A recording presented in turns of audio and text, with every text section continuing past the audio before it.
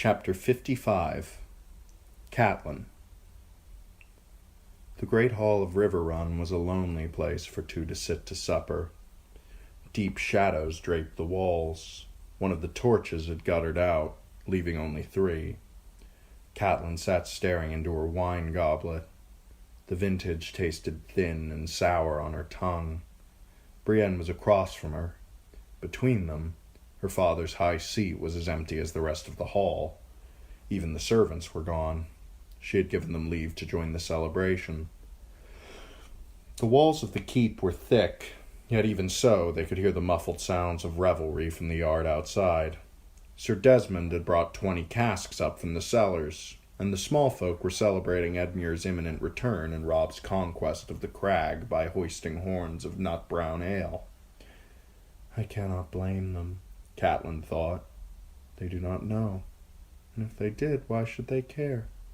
They never knew my sons, never watched Bran climb with their hearts in their throats, pride and terror so mingled they seemed as one, never heard him laugh, never smiled to see Rickon trying so fiercely to be like his older brothers.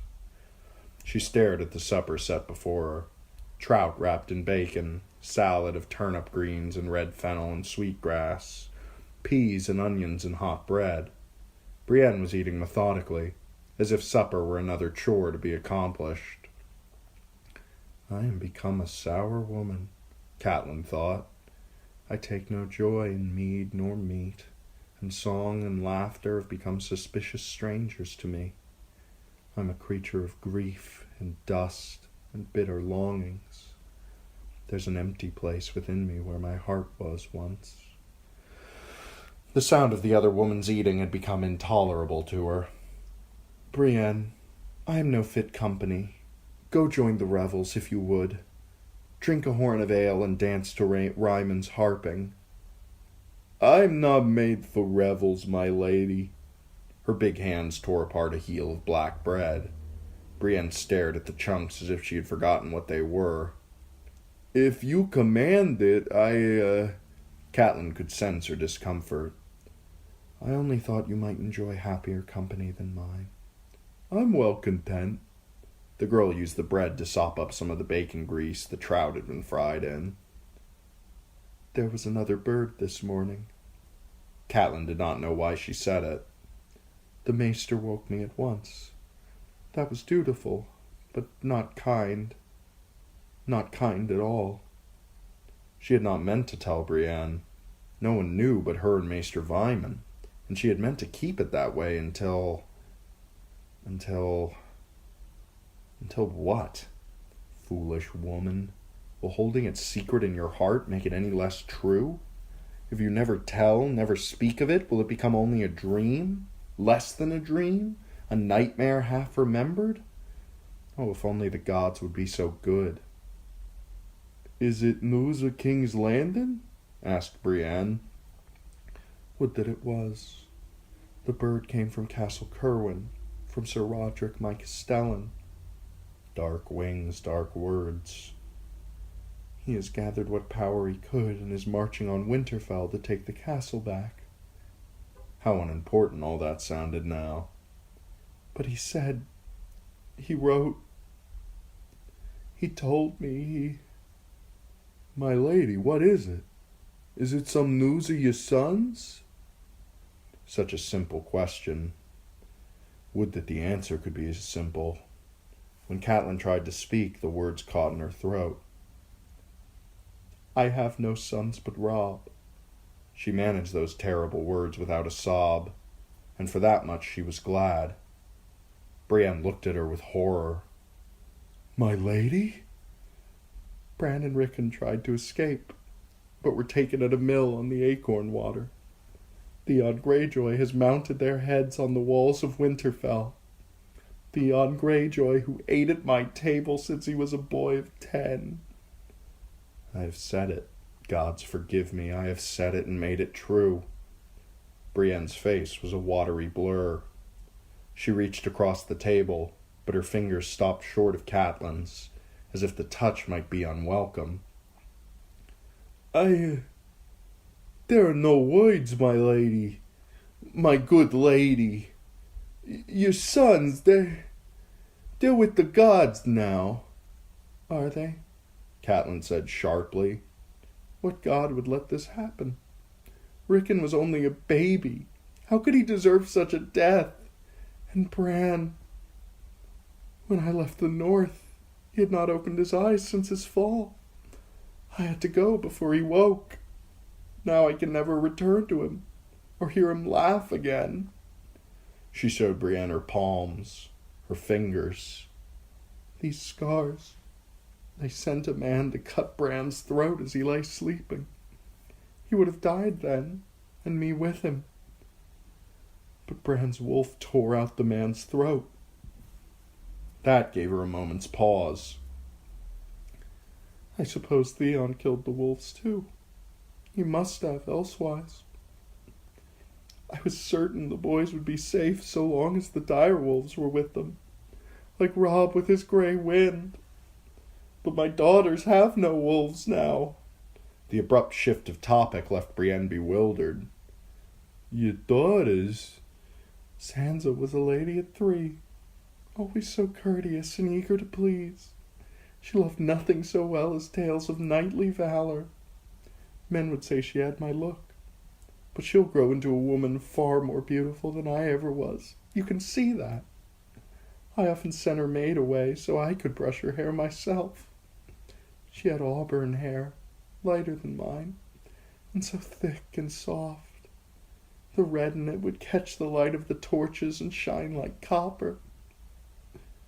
And Arya, well, Ned's visitors would often mistake her for a stable boy if they rode into the yard unannounced. Arya was a trial, it must be said. Half a boy and half a wolf pup. Forbid her anything, and it became her heart's desire. She had Ned's long face, and brown hair that always looked as though a bird had been nesting in it. I despaired of ever making a lady of her. She collected scabs as other girls collect dolls, and would say anything that came into her head. I think she must be dead too." When she said that, it felt as though a giant hand were squeezing her chest. "I want them all dead, Brienne. Theon Greyjoy first, then Jaime Lannister and Cersei and the Imp. Every one. But my girls, well, the Queen, she has a little girl of her own," Brienne said awkwardly. "And sons, too, of an age with yours. When she hears, perhaps she may take pity and send my daughters back unharmed." Catelyn smiled sadly. "There's a sweet innocence about you, child.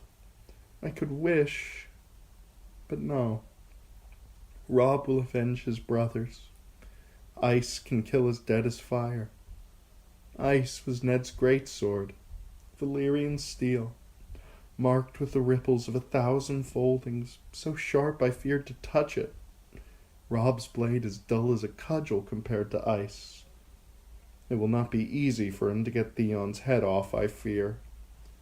The Starks do not use headsmen. Ned always said that the man who passes the sentence should swing the blade, though he never took any joy in the duty. But I would. Oh, yes."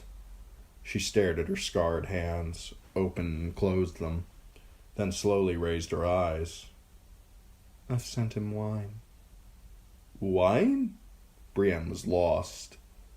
"Robb or Theon Greyjoy?" "The Kingslayer." The ploy had served her well with Cleos Frey. I hope you're thirsty, Jaime. I hope your throat is dry and tight." "I would like you to come with me." "I'm yours to command, my lady."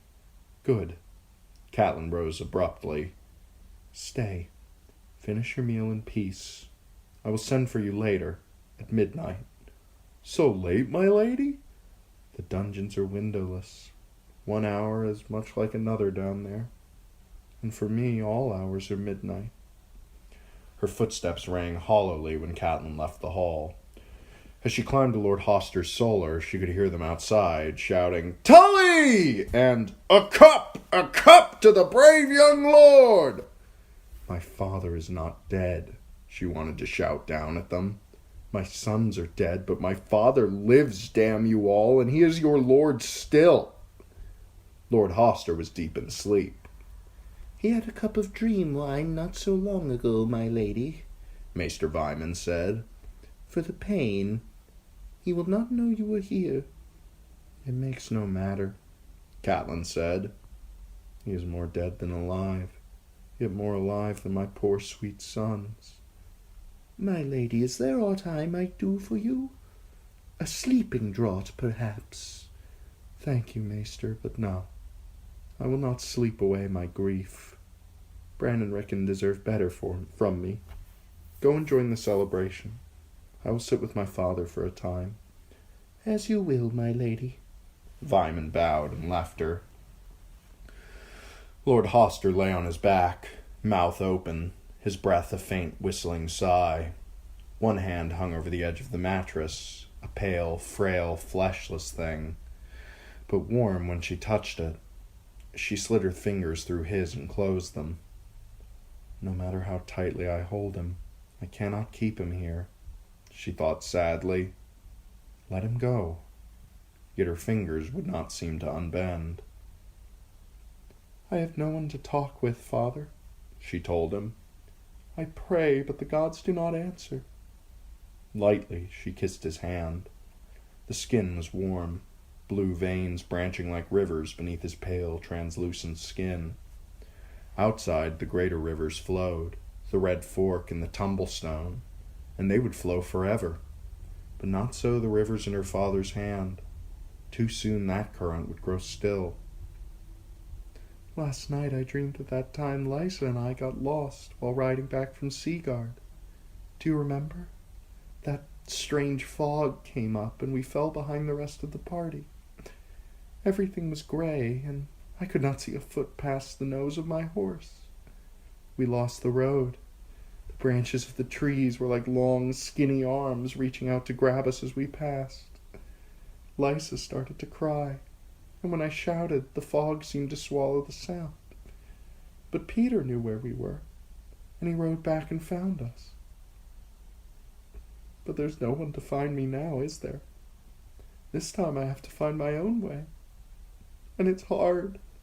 So hard. I keep remembering the stark words. Winter has come, Father. For me. For me. Robb must fight the Greyjoys now as well as the Lannisters. And for what? For a gold hat and an iron chair. Surely the land has bled enough. I want my girls back. I want Robb to lay down that sword and pick some homely daughter of Walder Frey to make him happy and give him sons. I want Bran and Rickon back. I want... Catelyn hung her head. I want, she said once more, and then her words were gone. After a time, the candle guttered and went out. Moonlight slanted between the slats of the shutters, laying pale, silvery bars across her father's face. She could hear the soft whisper of his labored breathing, the endless rush of waters, the faint chords of some love song drifting up from the yard, so sad and sweet. I loved a maid as red as autumn, Ryman sang, with sunset in her hair. Catelyn never noticed when the singing ended. Hours had passed, yet it seemed only a heartbeat before Brienne was at the door. My lady, she announced softly, midnight is come. Midnight is come, father, she thought, and I must do my duty. She let go of his hand. The jailer was a furtive little man with broken veins in his nose. They found him bent over a tankard of ale and the remains of a pigeon pie, more than a little drunk. He squinted at them suspiciously. Begging your forgiveness, my lady, but Lord Edmure says no one is to see the Kingslayer without a writing from him with his seal upon it. Lord Edmure? Has my father died and no one told me? The jailer licked his lips.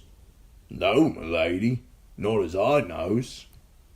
Then you will open the cell, or you will come with me to Lord Hoster's Solar and tell him why you saw fit to defy me. His eyes fell. As my lady says. The keys were chained to the studded leather belt that girdled his waist. He muttered under his breath as he sorted through them, until he found the one that fit the door to the Kingslayer's cell. Go back to your ale and leave us, she commanded. An oil lamp hung from a hook on the low ceiling. Catelyn took it down and turned up the flame. Brienne, see that I am not disturbed. Nodding, Brienne took up a position just outside the cell, her hand resting on the pommel of her sword. My lady will call if she has need of me. Catelyn shouldered aside the heavy wooden iron door and stepped into foul darkness. This was the bowels of River Run, and smelled the part. Old straw crackled underfoot. The walls were discolored with patches of nitre. Through the stone, she could hear the faint rush of the tumblestone. The lamplight revealed a pail overflowing with feces in one corner, and a huddled shape in another. The flagon of wine stood beside the door, untouched. So much for that play. I ought to be thankful that the jailer did not drink it himself, I suppose. Jaime raised his hands to cover his face, the chains around his wrist clanking. Lady Stark, he said, in a voice hoarse with disuse. I fear I am in no condition to receive you. Look at me, sir. The light hurts my eyes. A moment, if you would. Jaime Lannister had been allowed no razor since the night he was taken in the Whispering Wood, and a shaggy beard covered his face, once so like the Queen's. Glinting gold in the lamplight, the whiskers made him look like some great yellow beast, magnificent even in chains. His unwashed hair fell to his shoulders in ropes and tangles. The clothes were rotting on his body. His face was pale and wasted. And even so, the power and beauty of the man were still apparent. I see you had no taste for the wine I sent you. Such a sudden generosity seemed somewhat suspect. I can have your head off any time I want. Why would I need to poison you? Death by poison can seem natural. Harder to claim that my head simply fell off. He squinted up from the floor, his cat-green eyes slowly becoming accustomed to the light. I'd invite you to sit, but your brother has neglected to provide me a chair. I can stand well enough. Can you? You look terrible, I must say. Though perhaps it's just the light in here. He was fettered at wrist and ankle, each cuff chained to the others, so he could neither stand nor lie comfortably. The ankle chains were bolted to the wall. Are my bracelets heavy enough for you, or did you come to add a few more? I'll rattle them prettily if you like. You brought this on yourself, she reminded him. We granted you the comfort of a tower cell befitting your birth and station. You repaid us by trying to escape. A cell is a cell. Some under Casterly Rock make this one seem a sunlit garden. One day perhaps I'll show them to you. If he is cowed, he hides it well, Catelyn thought. A man chained hand and foot should keep a more courteous tongue in his mouth, sir. I did not come here to be threatened. No? Then surely it was to have your pleasure of me. It's said that widows grow weary in their empty beds. We of the Kingsguard vow never to wed, but I suppose I could still service you, if that's what you need. Pour us some of that wine and slip out of that gown, and we'll see if I'm up to it. Catelyn stared down at him in revulsion. Was there ever a man as beautiful or as vile as this one? If you said that in my son's hearing, he would kill you for it. Only so long as I was wearing these. Jaime Lannister rattled his chains at her. We both know your boy is afraid to face me in single combat. My son may be young, but if you take him for a fool, you are sadly mistaken. And it seems to me that you were not so quick to make challenges when you had an army at your back. Do the old kings of winter hide behind their mothers' skirts as well? I grow weary of this, sir. There are things I must know. Why should I tell you anything? To save your life. You think I fear death? That seemed to amuse him. You should. Your crimes will have earned you a place of torment in the deepest of the 7 hells if the gods are just. And what gods are those, Lady Catelyn? The trees your husband prayed to? How well did they serve him when my sister took his head off? Jaime gave a chuckle. If there are gods, why is the world so full of pain and injustice? Because of men like you. There are no men like me. There's only me. There is nothing here but arrogance and pride and the empty courage of a madman. I'm wasting my breath with this one. If there was ever a spark of honor in him, it is long dead. If you will not speak with me, so be it. Drink the wine or piss in it, sir. It makes no matter to me. Her hand was at the door-pole when he said, Lady Stark. She turned, waited. Things go to rust in this damp, Jaime went on. Even a man's courtesies. Stay, and you shall have your answers. For a price. He has no shame. Captives do not set prices. Oh, you'll find mine modest enough. Your turnkey tells me nothing but vile lies, and he cannot even keep them straight. One day he says Cersei has been flayed, and the next it's my father. Answer my questions, and I'll answer yours. Truthfully? Oh, it's truth you want. Be careful, my lady. Tyrion says that people often claim to hunger for truth, but seldom like the taste when it's served up. I'm strong enough to hear anything you care to say. As you will, then. But first, if you'd be so kind, the wine. My throat is raw. Catelyn hung the lamp from the door and moved the cup and flagon closer. Jaime sloshed the wine around in his mouth before he swallowed. Sour and vile, he said, but it will do. He put his back to the wall, drew his knees up to his chest, and stared at her. Your first question, Lady Catelyn? Not knowing how long this game might continue, Cersei wasted no time. Are you Joffrey's father? You would never ask unless you knew the answer. I want it from your own lips. He shrugged. Joffrey is mine, as are the rest of Cersei's brood, I suppose. You admit to being your sister's lover? I've always loved my sister, and now you owe me 2 answers. Do all my kin still live? Sir Stafford Lannister was slain at Oxcross, I am told. Jaime was unmoved. Uncle Dolt, my sister called him. It's Cersei and Tyrion who concern me, as well as my lord father. They live, all 3, but not for long if the gods are good. Jaime drank some more wine. Ask your next. Catelyn wondered if he would dare answer her next question with anything but a lie. How did my son Bran come to fall? I flung him from a window. The easy way he said it took her voice away for an instant. If I had a knife, I would kill him now, she thought, until she remembered the girls. Her throat constricted as she said, You were a knight, sworn to defend the weak and innocent. He was weak enough, but perhaps not so innocent. He was spying on us. Bran would not spy.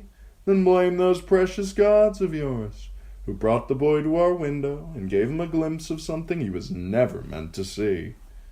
Blame the gods, she said, incredulous. Yours was the hand that threw him. You meant for him to die. His chains clinked softly. I seldom fling children from towers to improve their health. Yes, I meant for him to die. And when he did not, you knew your danger was worse than ever. So you gave your cat's paw a bag of silver to make certain Bran would never wake. Did I now? Jaime lifted his cup and took a long swallow. I won't deny we talked of it, but you were with the boy day and night. Your maester and Lord Eddard attended him frequently, and there were guards, even those damned dire wolves. It would have required cutting my way through half of Winterfell. And why bother, when the boy seemed like to die of his own accord? If you lie to me, this session is at an end. Catelyn held out her hands to show him her fingers and palms. The man who came to slit Bran's throat gave me these scars. You swear you had no part in sending him? On my honor as a Lannister. Your honor as a Lannister is worth less than this. She kicked over the waste pail. Foul-smelling brown ooze crept across the floor of the cell, soaking into the straw. Jaime Lannister backed away from the spill as far as his chains would allow. I may indeed have shit for honor, I won't deny it, but I've never hired anyone to do my killing. Believe what you will, Lady Stark, but if I had wanted your Bran dead, I would have slain him myself. Gods be merciful, he's telling the truth. If you did not send the killer, your sister did. If so, I'd know. Cersei keeps no secrets from me. Then it was the imp. Tyrion is as innocent as your Bran. He wasn't climbing around outside of anyone's window and spying. Then why did the assassin have his dagger? What dagger was this? It was so long, she said, holding her hands apart. Plain but finely made, with a blade of Valyrian steel and a dragonbone hilt. Your brother won it from Lord Baelish at the tourney on Prince Joffrey's name day. Lannister poured, drank, poured, and stared into his wine cup. His wine seems to be improving as I drink it. Imagine that. I seem to remember that dagger, now that you describe it. Won it, you say? How? Wagering on you when you tilted against the Knight of Flowers. Yet when she heard her own words, Catelyn knew she had gotten it wrong. No. Was it the other way? Tyrion always backed me in the lists, Jaime said. But that day Sir Loras unhorsed me. A mischance. I took the boy too lightly, but no matter. Whenever my brother wagered, he lost. But that dagger did change hands, I recall now. Robert showed it to me the night at the feast. His Grace loved to salt my wounds, especially when drunk. And when was he not drunk? Tyrion Lannister had said much the same thing as they rode through the Mountains of the Moon, Catelyn remembered. She had refused to believe him. Peter had sworn otherwise.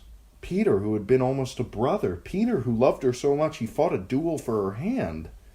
And yet if Jaime and Tyrion told the same tale, what did that mean? The brothers had not been seen each other since departing Winterfell more than a year ago. Are you trying to deceive me? Somewhere there was a trap here. I've admitted to shoving your precious urchin out a window. What would it gain me to lie about this knife? He tossed down another cup of wine. Believe what you will. I'm past caring what people say of me. And it's my turn. Have Robert's brothers taken the field? They have. Now there's a niggardly response. Give me more than that, or your next answer will be as poor. Stannis marches against King's Landing, she said grudgingly. Renly is dead, murdered at Bitterbridge by his brother, through some black art I do not understand. A pity, Jaime said. I rather liked Renly, though Stannis is quite another tale. What side have the Tyrells taken? Renly, at first. Now I could not say. Your boy must be feeling lonely. Robb was 16 a few days past, a man grown and a king. He's won every battle he's fought. The last word we had from him, he had taken the crag from the Westerlings. He hasn't faced my father yet, has he? When he does, he'll defeat him, as he did you. He took me unawares. A craven's trick. You dare talk of tricks? Your brother Tyrion sent us cutthroats in envoy's garb under a peace banner. If it were one of your sons in this cell, wouldn't his brother do as much for him? My son has no brothers, she thought, but she would not share her pain with a creature such as this. Jaime drank some more wine. What's a brother's life when honor is at stake, huh? Another sip. Tyrion is clever enough to realize that your son will never consent to ransom me. Catelyn could not deny it. Robb's bannermen would rather see you dead. Rickard Karstark in particular. You slew 2 of his sons in the Whispering Wood. 2 with the white sunburst, were they? Jaime gave a shrug. If truth be told, it was your son that I was trying to slay. The others got in my way. I killed them in a fair fight in the heat of battle. Any other knight would have done the same. How can you still count yourself a knight when you have forsaken every vow you ever swore? Jaime reached for the flagon to refill his cup. So many vows. They make you swear and swear. Defend the king, obey the king, keep his secrets, do his bidding, your life for his. But obey your father, love your sister, protect the innocent, defend the weak, respect the gods, obey the laws. It's too much. No matter what you do, you're forsaking one vow or the other. He took a healthy swallow of wine and closed his eyes for an instant, leaning his head back against the patch of nitre on the wall. I was the youngest man to ever wear the white cloak. And the youngest to betray all it stood for, Kingslayer. Kingslayer, he pronounced carefully. And such a king he was. He lifted his cup. To Aerys Targaryen, the second of his name, Lord of the 7 Kingdoms and Protector of the realm. And to the sword that opened his throat. A golden sword, don't you know? Until his blood ran red down the blade. Those are the Lannister colors, red and gold. As he laughed, she realized the wine had done its work. Jaime had drained most of the flagon, and he was drunk. Only a man like you would be proud of such an act. I told you, there are no men like me. Answer me this, Lady Stark. Did your Ned ever tell you the manner of his father's death? Or his brother's? They strangled Brandon while his father watched, and then killed Lord Rickard as well. An ugly tale and 16 years old. Why was he asking about it now? Killed, yes, but how? The cord or the axe, I suppose. Jaime took a swallow, wiped his mouth. No doubt Ned wished to spare you, his sweet young bride, if not quite a maiden. Well, you wanted truth. Ask me. We made a bargain. I can deny you nothing. Ask. Dead is dead. I do not want to know this, she thought. Brandon was different from his brother, wasn't he? He had blood in his veins instead of cold water. More like me. Brandon was nothing like you. If you say so. You and he were to wed. He was on his way to River Run when... Strange how telling had still made her throat grow tight after all these years. When he heard about Lyanna and went to King's Landing instead. It was a rash thing to do. She remembered how her own father had raged when the news had been brought to River Run. The gallant fool was what he called Brandon. Jaime poured the last half cup of wine. He rode into the Red Keep with a few companions, shouting for Prince Rhaegar to come out and die. But Rhaegar wasn't there. Aerys sent his guards to arrest them all for plotting his son's murder. The others were Lord's sons too, it seems to me. Ethan Glover was Brandon's squire, Catelyn said. He was the only one to survive. The others were Jeffrey Mallister, Kyle Royce, and Elbert Arryn, John Arryn's nephew and heir. It was queer how she still remembered the names after so many years. Aerys accused them of treason and summoned their fathers to court to answer the charge, with the sons as hostages. When they came, he had them murdered without trial, fathers and sons both. There were trials, of a sort. Lord Rickard demanded trial by combat, and the king granted the request. Stark armored himself as for battle, thinking to duel one of the king's guard, me perhaps. Instead, they took him to the throne room and suspended him from the rafters while two of Aerys's pyromancers kindled a blaze beneath him. The king told him that fire was the champion of House Targaryen, so all Lord Rickard needed to do to prove himself innocent of treason was, well, not burn. When the fire was blazing, Brandon was brought in. His hands were chained behind his back, and around his neck was a wet leathern cord attached to a device the king had brought from Tyrosh. His legs were left free, though, and his longsword was set down just beyond his reach. The pyromancers roasted Lord Rickard slowly, banking and fanning that fire carefully to get a nice, even heat. His cloak caught first, and then his surcoat, and soon he wore nothing but metal and ashes. Next he would start to cook, Aerys promised, unless his son could free him. Brandon tried, but the more he struggled, the tighter the cord constricted around his throat. In the end, he strangled himself. As for Lord Rickard, the steel of his breastplate turned cherry red before the end, and his gold melted off his spurs and dripped down into the fire. I stood at the foot of the Iron Throne, in my white armor and my white cloak, filling my head with thoughts of Cersei.